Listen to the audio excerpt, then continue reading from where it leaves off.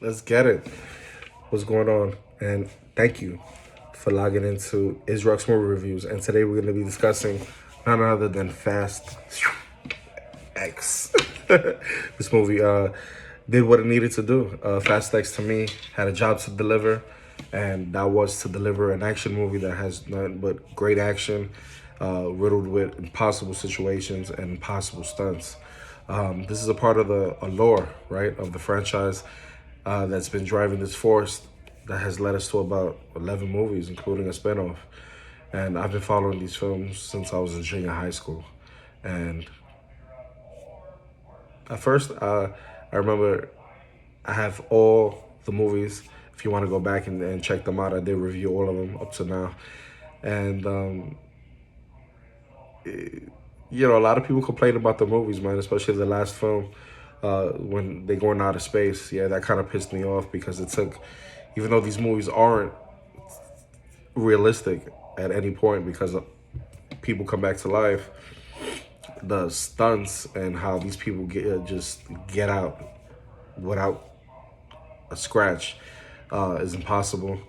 But this movie was good. I've always been a fan of the franchise. What it lacks in writing, it makes up for with great action set pieces.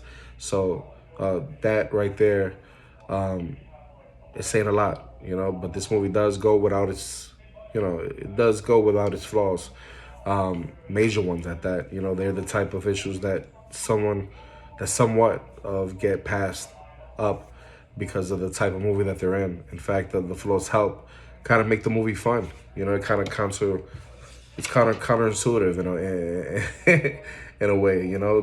This talking about the bad. Don't expect the plot to make a lot of sense. It's basically kind of convoluted to the point where you just go along for the ride because it's so fun. There's about, I'd say, maybe 3 to 4 characters. Too many.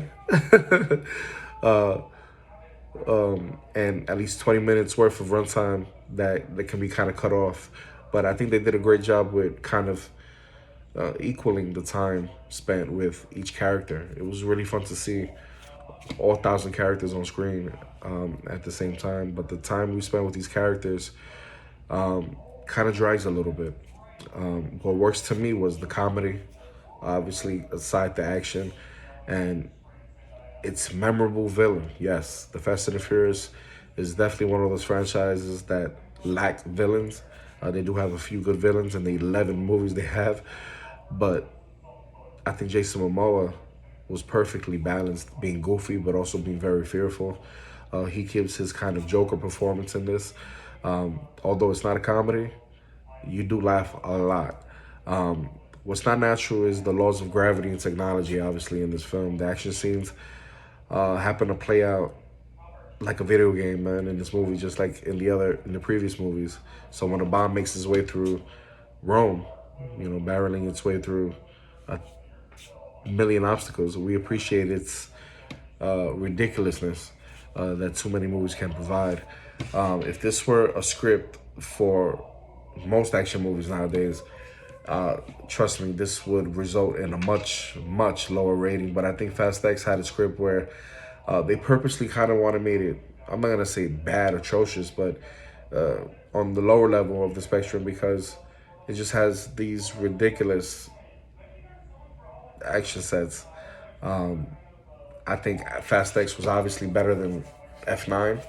F9 really took people by surprise when they decided, let's go to space. That, to me, still doesn't make a huge sense, especially the way they went to space and what they were wearing. It was not realistic at all.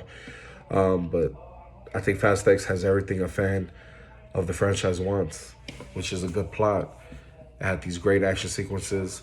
The villain is funny, very fearful, very serious at times, and he has a message.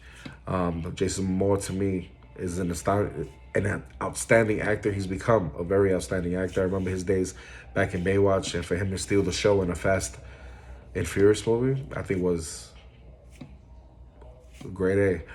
I don't care about the others in this film too much, honestly, because this movie is basically one of those explosive summer blockbusters until later on when Mission Impossible 7 comes out.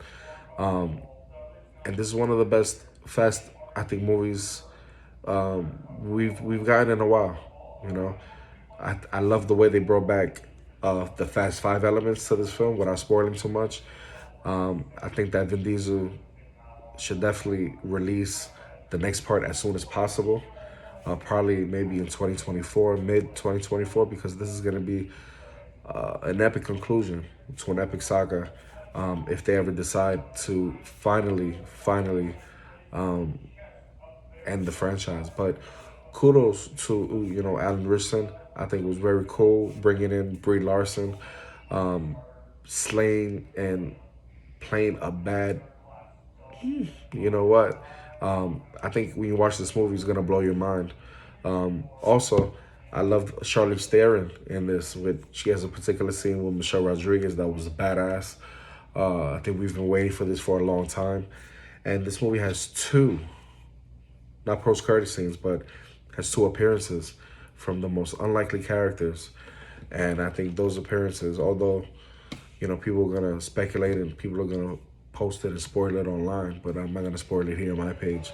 But you're gonna be, I think, satisfied. Quite simply, this movie pulled out from everything.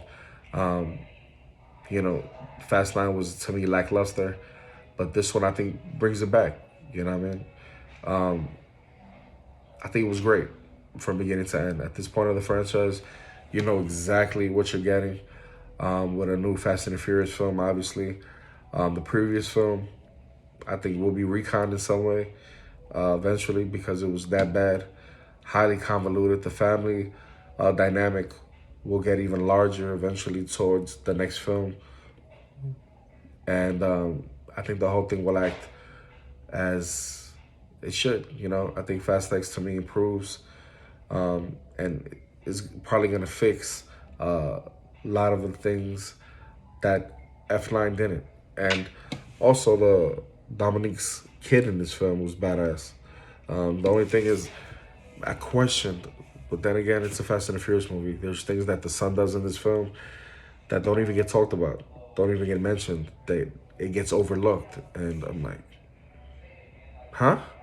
Yeah, because he's so young. It's not like he's a teenager in the film.